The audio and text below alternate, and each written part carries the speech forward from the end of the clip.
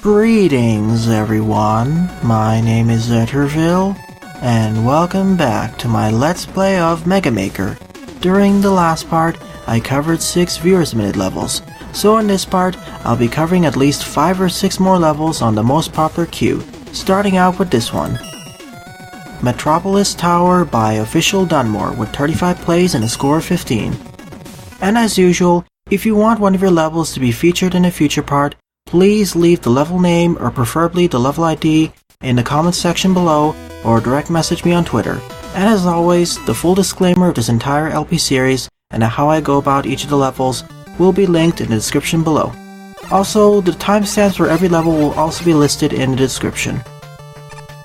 So we start out here, and I recognize Official Dunmore and I played one of their levels before during one of these queue levels, or the most popular queue levels, so they seem to have quite a knack of building good Mega Man levels.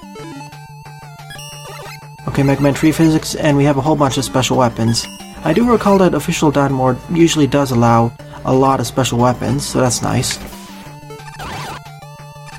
Let's hope that this part goes more swimmingly in comparison to the previous part, which started out pretty good and then got kind of problematic near the end with that final puzzle level.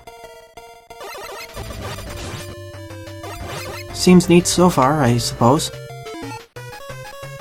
Thank goodness there's Firestorm, it'll one-shot all these octopus batteries, aka Susies. Not to mention all of these enemies.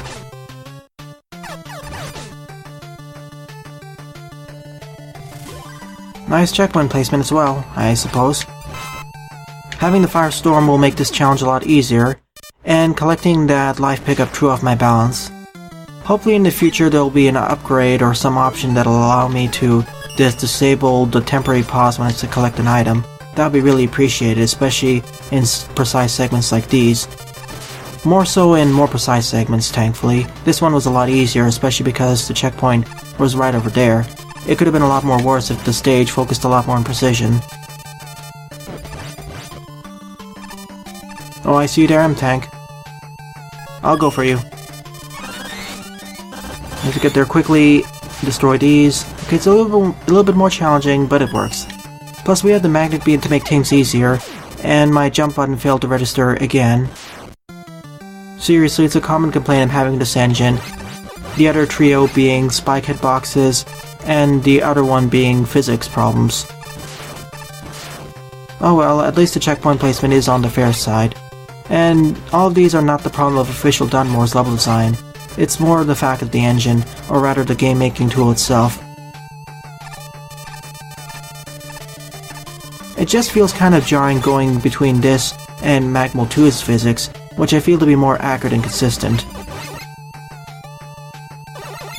No need to collect any of those, as I didn't lose any health. Gradually the stage is getting a bit harder, with the harder configurations of those count bombs.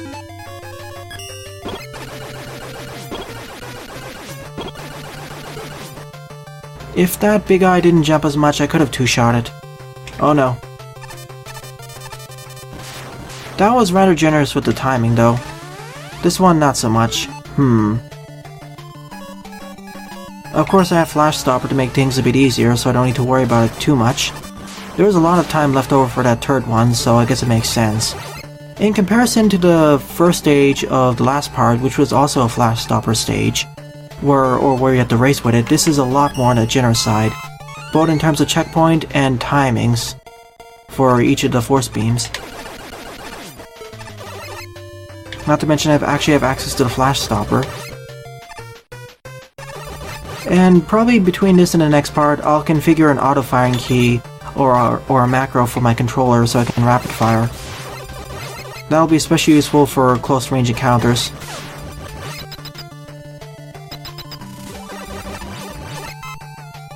We have a split pathway here, it seems. Let me see what's down there first. Wait a minute.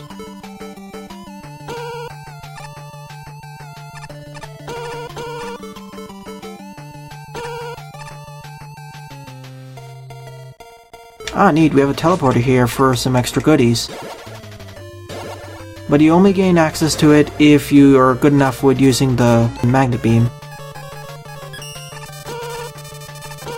I think I'm going through the stage backwards. Yep, I am definitely going through it backwards.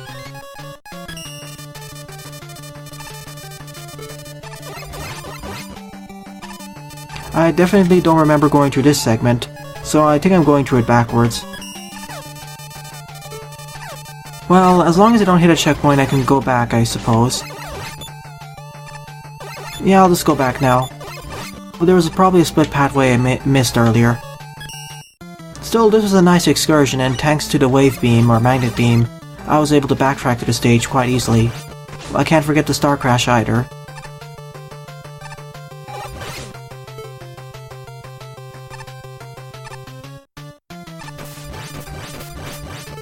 Oh, poor magnet missile. This weapon would be a lot more useful if it had more special weapon energy, or more attack power. Otherwise it just feels so weak. Even with its guidance systems, it feels on the weak side.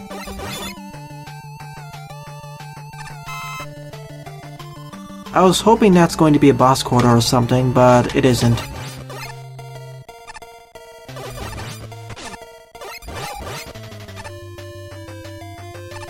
I wonder why there's these ground placements here. Oh, I recognize this. We're on a train now. That's pretty neat usage of the tile set. Sadly, we don't have the background moving like in Charge Man's stage.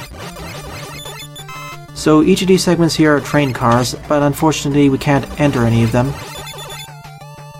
I'm skipping you, Sniper Joe. I guess this is a docking platform or something.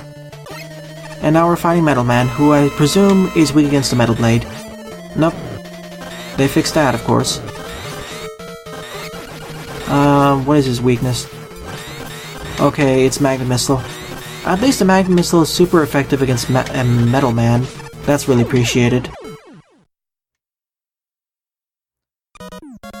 Well, that was the end of this stage. Pretty nice challenge progression, nice usage of enemies, and overall I liked the fact that you could all use all your special weapons to make it better. It had a nice progression of entering the tower, and then exiting it on the train, of course, and then finding Metal Man at the end, so I will give it a thumbs up. Official Dunmore has never failed to impress me, although it's a little bit more on the simpler side. Second on the lineup is Jet Me Out of Here by BloodyBeesting. 109 plays and a score of 30. Thankfully, as this is a popular levels queue focus level, or part, all of the levels showcased here will be good, at the very least, or have some merit, thankfully, and hopefully none of them will be too frustrating. Of course, it's a Rush Jet segment stage, and I forgot that Rush Jet dissipates if you turn on the pause menu, so I can never pause here or switch special weapons. Thankfully, Rush Jet does stay with me if I switch between screens. Here we gotta be a bit careful so we don't get bonked against the wall by accident. Really generous checkpoint placement over there. I presume there are gonna be some walls and spikes coming up very soon. So this is like a shmup segment where we need to destroy all of these octopus batteries to get by. Once again, having an auto-firing button would make this a lot more easy.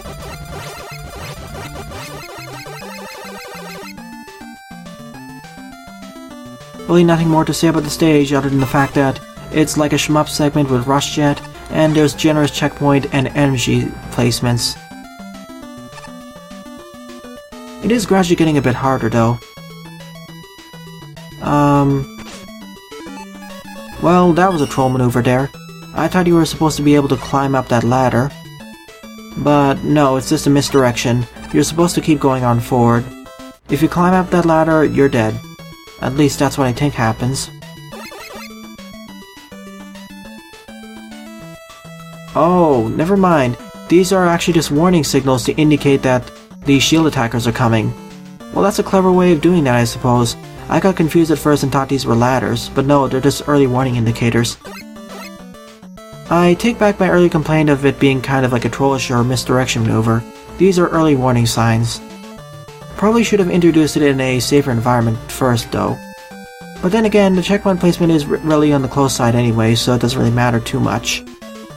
Plus, getting hit by any of these enemies doesn't immediately warrant a death sentence like in many other Mega Man fan games with Rush Jet.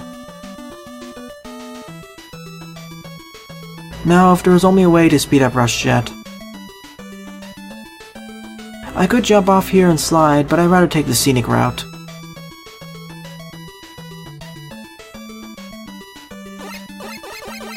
Not that many tough enemies, and no enemies who can shoot me now. Most of the enemies all of the enemies I encountered were all melee focused actually. As you saw with the shield attackers and octopus batteries, no projectile enemies. Now I guess we do the shmup segment in reverse.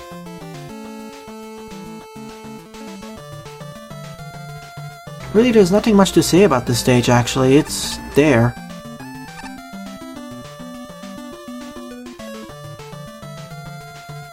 Oh, neat. That's some neat placement of Rush Jet, I suppose. Well, at least my earlier complaint of the stage being empty has been solved. We need to position Rush at the correct point so he can get down into there, and then we'll get back to him on the other side. That's a neat challenge I didn't see utilized before in a Mega Maker level, so props to the developer on this one. I'll definitely give them a thumbs up on this. I started there because I thought I was gonna die. No enemies to shoot at, unfortunately. That would have made the stage a lot harder, but beggars can't be choosers, I suppose. It's still fun. Oops. That's bad. I guess that's bad, Oh no. Shouldn't there be a bottomless pit down here? Well, I guess it was more on the generous side, I suppose.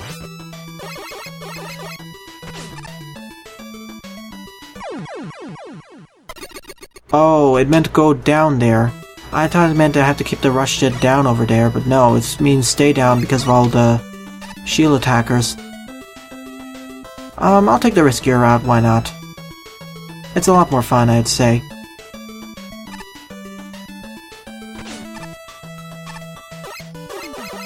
Or I'll just take the... Of course, then all these enemies start showing up. Well, I guess it's force damage, or you have to switch between the two sides. Oh,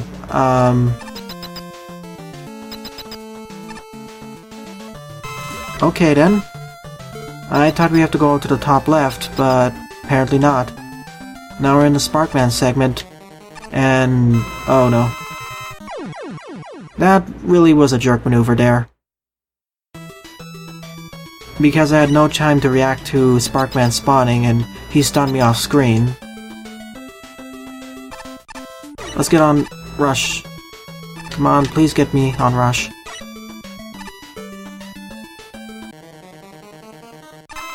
Can I react fast enough? Good. I see there, now we need to get to the other side of the screen to survive the fight against Sparkman.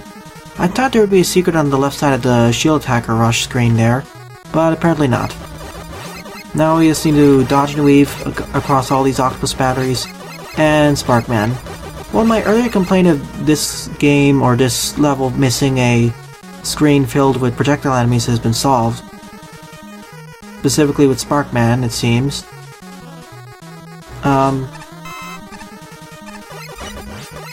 Let's go to the right side of the screen. Ah, I see there. That's how we were supposed to win this stage. Come over here, Sparkman. Come over here, there's a pit waiting for you.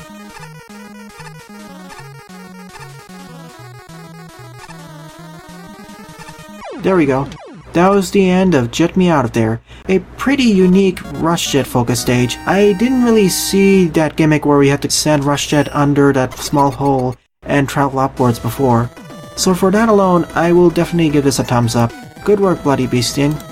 Third on the lineup is Hydro Man by Rascato Nantako with 73 plays and a score of 26. So I suppose this will be a water focus stage. This is a unique musical track I haven't heard before. Judging by the tone though, it's from Mega Man 4.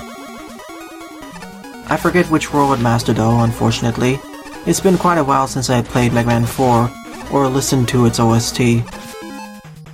Okay, we have almost every special weapon it seems, or a whole bunch of them. And we have the Mega Man 4's charge shot. So no need to worry about dying, I suppose. Is there a secret over there? No, we don't have a secret. Oh, we have gravity hold too. Well, that's gonna make this a lot more broken, as you'll see soon enough. Easy button. Whenever you give me gravity hold, I'll just use it as an easy button. Thankfully, none of the enemies in this engine are too bad. It's not like in some other games like Mega Man Sunrise, where some of the enemy types can be a lot more frustrating to go through. So far so good, challenges being introduced in a fair fashion. Oh, okay, we need to use the water to get up here. I suppose we'll have a harder version of this coming up soon. We have a split pathway over here. Never mind, this is just here for an E-Tank. I would have preferred a harder challenge for the E-Tank, but I'm not complaining.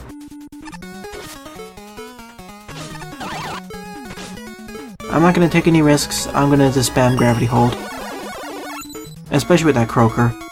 Oh good, I have Star Crash, so I can now activate water physics whenever I please.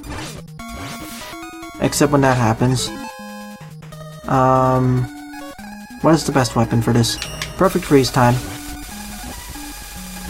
It's not the best weapon against the croakers, but it's the best weapon against those mini croakers. Better safe than sorry. I didn't mean to jump right on the ceiling though, but okay.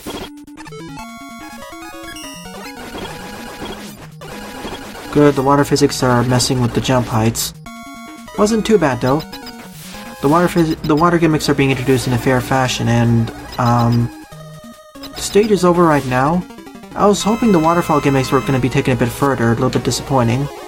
To be fair, the water gimmicks, or the fact that the fight against Toadman takes place underwater, does make this fight a little bit harder though. Specifically with Toadman's increased jump height, but it isn't too bad because Toadman's physics are the same as before. Maybe if we were fighting Fairman instead, who jumped multiple times, or Metal Man, or even Napalm Man, this fight would be a lot harder. Well, that was the end of Hydra Man. The stage felt like it was building up to something, but then it ended just there. Maybe if there was 1 or 2 more segments that combine usage of the waterfall gimmicks in a harder variation, it would be nice. But right now, it feels like it ends a bit too early for my preferences.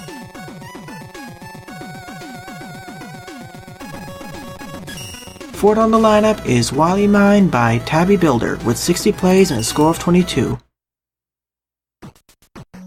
Okay, Sparkman, Fortress Team music, Metal Blade, Top Spin. Okay, Mega Man 5 Charge Shot, thank you. My favorite of the bunch. It has increased coverage, and you can never lose it upon taking a hit. It's so useful in many different scenarios.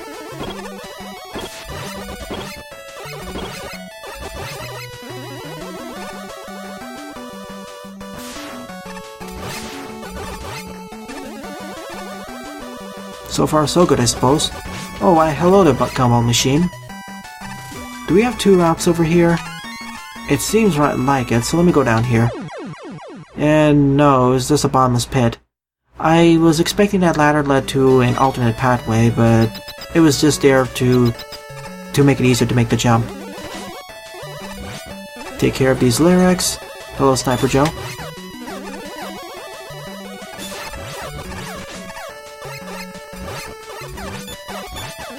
Oh, this is where button mashing would be so helpful for auto-firing scripts.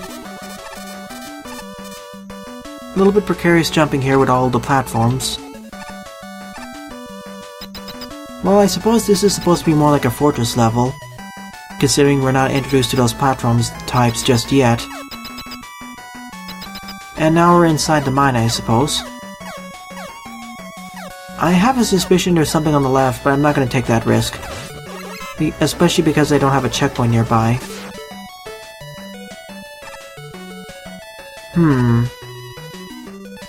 Yeah, I was expecting that to be solid. And we have forced weapon usage over here, as you can see. Because I'm forced to use a top spin. So definitely like a fortress level. I'm not gonna fall for that trick again.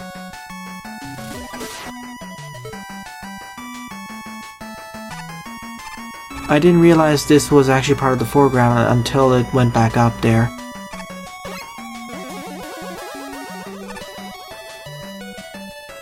Oh no, force beams. Gotta hurry a bit here. At least they're yellow, so even if I get hit by it, it isn't instant death.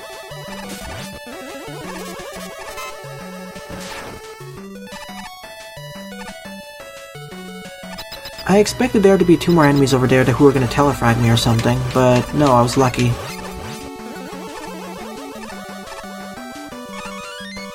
Thank you for the second E-tank, I suppose. We really didn't need another checkpoint over here, but I guess it's to make it a bit easier. And we have Sparkman. Well, at least the stage felt like it completed its sections, unlike the previous level.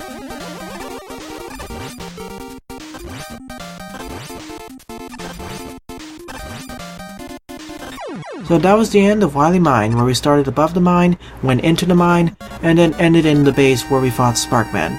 Pretty nice fortress level, I suppose.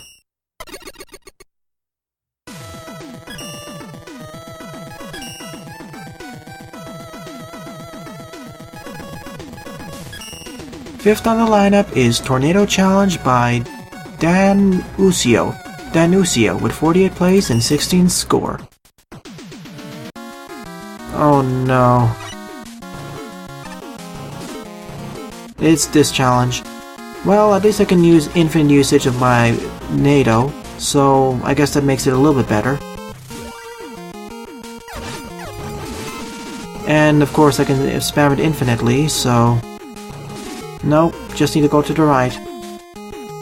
I'm fresh off of Magmul 2, where screen transitions can happen anywhere, unlike here, where the only way you can have screen transitions upwards is on ladders. Whereas in Magmul 2, screen transitions can happen when you're taken upwards to a Sparkman platform, or go there physically, with just Mega Man alone. That was a rather short challenge actually. I was expecting the stage to get a lot harder, but it just ended. Well, fine with me, at least that spike challenge was a lot easier.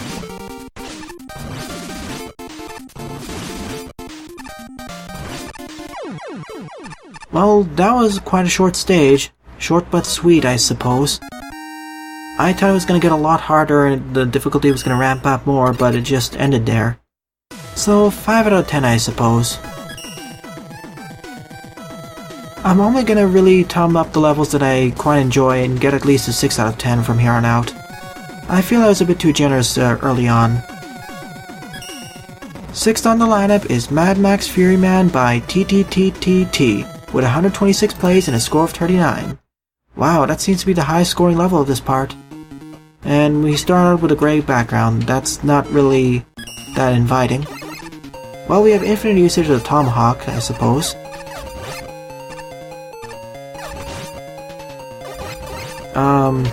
I guess those energy elements are utilized as wheels or something.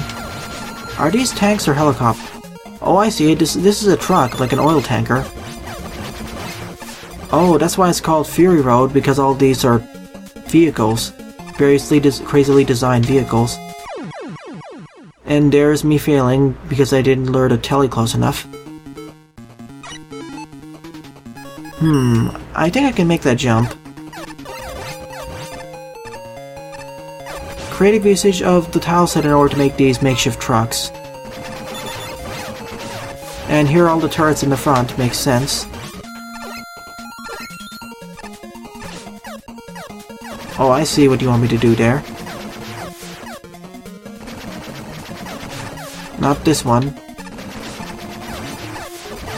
I need to position myself correctly and I can make the jump. No, didn't quite make it. There we go, that's what I needed to do. I don't think you can make that jump without damage boosting, so that's a negative against the stage. Which seems rather odd, because the rest of the stage I can get by just fine.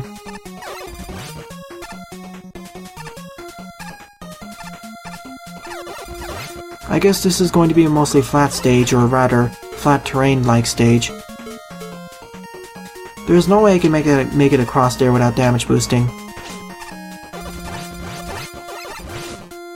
So that's 2 instances right there. At least there's a checkpoint right over here. And generous life pickups.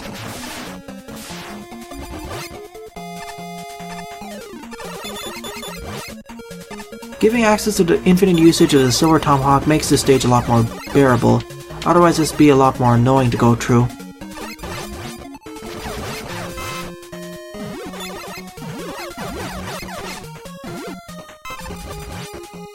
Especially with all the really durable enemies.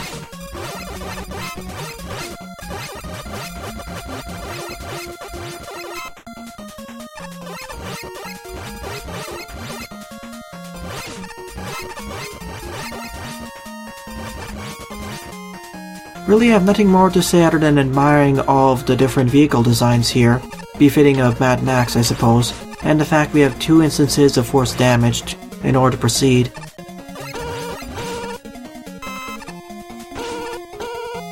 At least the checkpoint placement is on the fine side, and this level, if the boss gate is right here, which it is, it's definitely more in the traditional Mega Man styled length. But of course, he's immune against my Silver Tomahawks, and that makes it a little bit harder. Well, Elect Beam was his weakness. Go figure. That was the end of Fury Road, I suppose. Wow, this is a pretty nice final tanker or final tank machine or something. The main thing about this stage that makes it unique is the fact of all of the different vehicles that you can see, different vehicle designs. So for that alone, I'll give it a thumbs up. Although, I'm not really that keen on the 2 or 3 instances of force damage in order to proceed. Because I have enough time, I'll squeeze in one more level. So, 7th and final level of this part is World 1 Super Mario Man Top Spin and Shine, created by FullmetalBody player hard levels, with 61 plays and a score of 13. So I guess we have a person using multiple accounts to delineate or separate what the difficulty of each level is, and this is going to be a hard one. And a long one, judging by the loading times. Let's just hope it doesn't take too long to complete. Top Spin and Shine, of course. Tutorial. This is showcasing how to use the top spin, I suppose. And the shine over here. The shine would be a lot more effective against these enemies, that's for sure. And now we use it to deflect shots back at the Mets. Thank you for putting a tutorial segment that gradually gets harder and harder. Just for players who are not in the know of how to use the new and improved top spin and shine. Okay, now we're in World 1-1, I suppose, with this interesting background. I guess this would be the pipe, but we don't have pipes in this engine. Oh, we can go down the pipe over here, I remember this one. And here are all the coins. And we get taken right back here. This is where the mushroom would be. Neat. I don't get why it took so long to load, though. Oh, I see. I think. It's covering the whole entirety of World 1 remade in Mega Maker. We just completed World 1-1, now we're in World 1-2 with the underground one. Although it feels more like a lava one based off the background, though. At least the foreground tile set matches. What just happened there?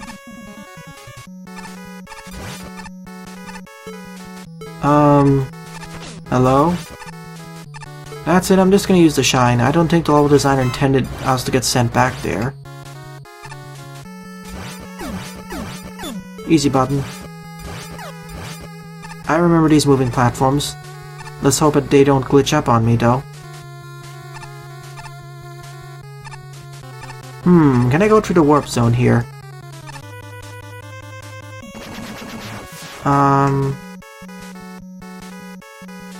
No? Maybe? I see pipes down there, so I guess I'll be taking them.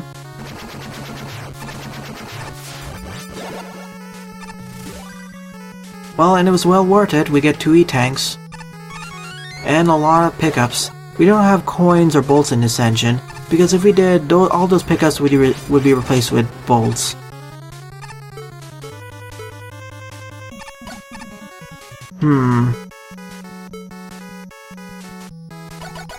I'm not sure if I can make that jump. I suppose I can, but I didn't want to take a risk. and the foot holder messed up my jumping physics.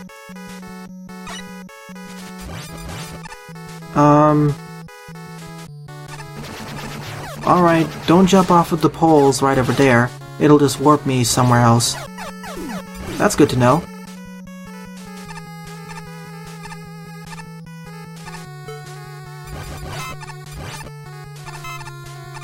Take 2 of this challenge, let's hope it works a bit better and hopefully the physics don't bug out on me. I suppose I fell off of one foot holder and it messed up my jump arc or something. Yeah, that's what happened. And just like in World 1-2, I can access the top part of the stage. And there is Minus World, I suppose. Let's go there first, I think.